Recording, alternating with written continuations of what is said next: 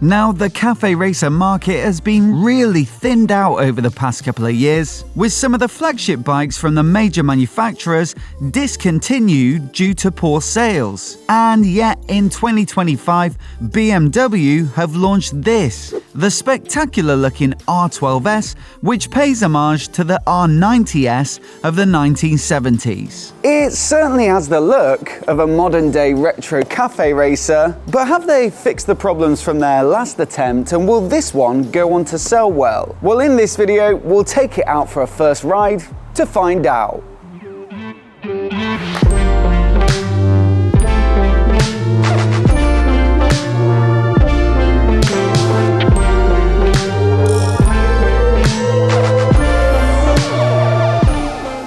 But before we get started, a massive thanks to Flying Eyes for supporting the channel and making free-to-view videos like this one possible. A good-looking bike deserves good-looking gear in my opinion, and Flying Eyes have the perfect solution with their range of glasses and sunglasses that are specifically advantageous to bikers. You see, not only do they have a wide range of styles and colours to suit all tastes, but their frames are also made of a special material called resilamide, which is super strong and also super flexible. That means they can make them just a millimetre thin at the arms, which means they really easily slide between your head and lid, and the flexibility means they wrap neatly around the contours of your head, so they almost completely remove those irritating pressure points that can become a real distraction on longer rides. Plus, they spring back perfectly into shape every time, and so you don't need to worry about squashing them or bending them if you need to stick them in your pocket while you take your helmet off. I absolutely love wearing mine, as you'll see from pretty much all of the videos on this channel, and so do check out the links down in the description below to find out more, and you'll also find down there a discount code specifically for my viewers. So what makes for a good modern-day cafe racer? Well, I think it has to have some proper authenticity and heritage and soul. Unfortunately, this bike gets the same air and oil-cooled boxer twin as the rest of the R12 lineup. That means you get an engine that's like nothing else really on the motorcycle market, with a really distinctive sound and feel that's very much a signature feature of a BMW, and I think that really does help these bikes to stand out from the crowd where the market is pretty much flooded with parallel twins. It is somewhat authentic as well, in that it should feel relatively similar to the boxer twin in the R90S that this bike pays homage to, although it does produce performance figures which are much more appropriate for the modern day. In fact, it's no slouch. It makes 109 horsepower peak, but its real strength lies in the mid-range. It makes 115 Nm of peak torque at 6,500 RPM, but most of that is available right down from 2,000 or 3,000. It really is a very nice engine, this one. It's familiar, of course, having ridden the other R12s fairly recently, but nice to be back on it again with all that mid-range shove, and it's surprisingly willing to go, I'd say. It's quite exciting to ride, massively aided by the fact that it does have a fairly nice sound to it, and there's a bit of depth to the sound as well, even with the stock exhaust.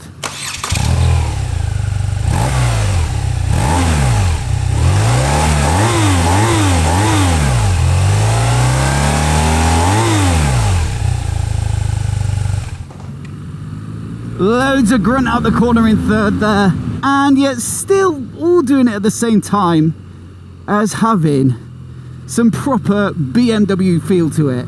The thing you also want though from a modern retro is a little bit of contemporary convenience, and it does have that with 3 riding modes, lean sensitive traction control, cruise control. Woo! I think anyway, it's straddling that sort of old and new thing really very well. There are plenty of bikes though with soulful engines on the retro market. What should separate a cafe racer is a more performance-orientated chassis that really does handle well. Most of what you'll see on the R12S though is inherited from the R1290, which is no bad thing at all, with it also being a rather fine handling bike. The spoke wheels are 17 inches front and rear, wrapped in decently sticky Metzler rubber. Suspension is fully adjustable with a chunky upside down fork and a monoshock at the rear, and braking steering comes courtesy of Brembo with a pair of monoblock radial calipers up front on 310mm discs. Now, obviously we're not in, super naked territory here. It is a bike that is a little bit limited, I guess, by how they've had to accommodate the old school aesthetics. But even with that in mind, it's a nicely balanced bike that's not too aggressive, that's comfortable, that's relatively stable, but it will flick side to side if you want it to, and it actually is surprisingly willing, I think, to be thrashed. I remember that from the R12S. The brakes are good enough that you feel confident even if you're barreling into a corner. The suspension's good enough that it doesn't get too flustered if you're going in a bit quick. And while it isn't particularly light at 220 kilograms curb, well, one of the side benefits of that big Boxer twin is that it does hang low, and so even little tight turns like this are possible without a dab of the foot.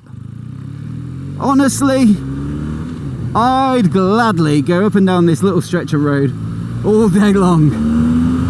So yeah, it rides pretty well, but we already knew that was going to be the case because I've already reviewed the R12S, and it is basically the same bike but just with a bit of a styling kit. But that is the next point. This sort of bike has to look a bit special, and I'd say this R12S does exactly that. Like I say, a lot of the styling cues are taken from the R90S, which is an iconic model in the history of BMW, and I think that's most evident in this little half fairing, the seat cowl, and of course this brilliant paint job. On this bike I believe it's called N42 Lava, which isn't particularly catchy, but the original on the R90S was called Daytona Orange, and it is very much the same effect with a really punchy look to it, and then also some nice detail with that red pinstriping, a bit of silver, and on the tank it's actually brushed aluminium, which is a nice detail to show off. The other thing that helps to make this bike look a little bit special as well is some of the Option 719 billet stuff, like the engine covers, the foot pegs, the levers, the reservoir caps. All of them, the bar end mirrors as well, do add up to something that gives it a bit of a visual lift.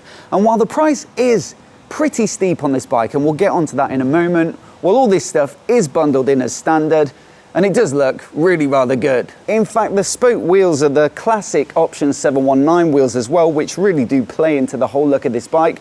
And from every angle, I think it looks absolutely fantastic. I don't know about you, but I think BMW have nailed this one. From the choice of little bits of bodywork to the little finishing parts and the level of finish on it, and then this paint job, which really is just the icing on the cake. So I talked at the top of this video about the fact that cafe racers have seen a bit of a decline recently, with bikes like the Thruxton from Triumph being discontinued last year. They launched a final edition to send it out with a bang, and also BMW's own R90 Racer, which was a beautiful bike and a lot of fun to ride. But yeah, that went 2, 3, 4 years ago as well. Now, I think it's fair to say that it's no coincidence that both those two bikes were really quite aggressive in terms of the riding position, with fairly low clip-on style handlebars that weren't a million miles off, a modern day super sport. We all know that the average age of the biker is increasing, and so much like sports bikes, which haven't sold as well as nakeds recently, I don't think that many riders or that many potential buyers were wanting to reach right down to those low handlebars and really crane their backs. With alternatives like the Speed Twin in the Triumph lineup, which was basically a Thruxton with flat bars, and also the standard R90, which is the same as the Racer but with flat bars, it's easy to see why more people were going for the slightly more sat up and slightly more comfortable and usable and versatile alternatives in those respective lineups. This though, well, it has got that cafe racer specialness and image, but I'm very pleased to say it's got a rather nice handlebar position, which is completely flat and actually just carried directly over from the R12S. That means you've got something you can commute on, you've got something that you can pop to the shops on, you've got something you can ride all day if you're out with your mates, and so I think this is going to be much more palatable to a wider range of riders, and hopefully that increases its commercial viability. I will say as well, I assume there's some sort of production efficiencies in effectively making the same bike as the R12S, but just with a bit of a fancy body kit on it, as opposed to giving it a completely separate riding position. That said though, I wouldn't say it's completely Cynical and business-minded of BMW to fit this bike with some flat bars, because if you look back at those pictures, which I showed earlier of the R90S, well, that bike had flat handlebars as well, and so you could argue it is the more authentic and true to the original riding position. Honestly, there's not a great deal to dislike here. Perhaps the quick shifter is a little bit clunky, but otherwise it's a statement bike that will definitely turn heads and will feel pretty special every time you take it out for a ride. Then it goes well too with the punchy engine and the sweetly set up handling, and there's no real penalty in terms of comfort with a rider triangle that I think is sustainable for a full day in the saddle. There is one sticking point though, and it is quite a big one, and that's the price, with it starting at £18,460.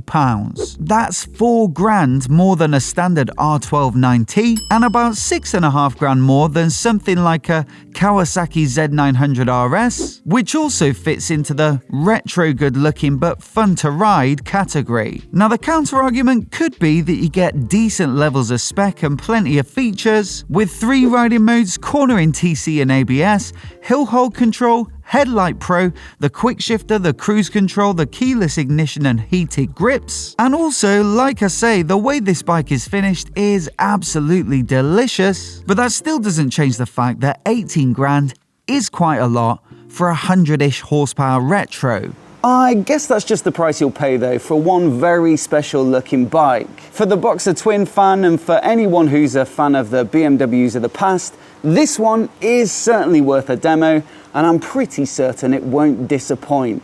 As always though, do let me know what you think of the bike down in the comments below, and I'll leave my review on the screen now of the base R1290, which doesn't look quite as good, but if you want to save £4,000 and get pretty much the same riding experience, then you might want to consider that one. Do hit subscribe for more of the latest motorcycle news and reviews right here on MOTOBOB.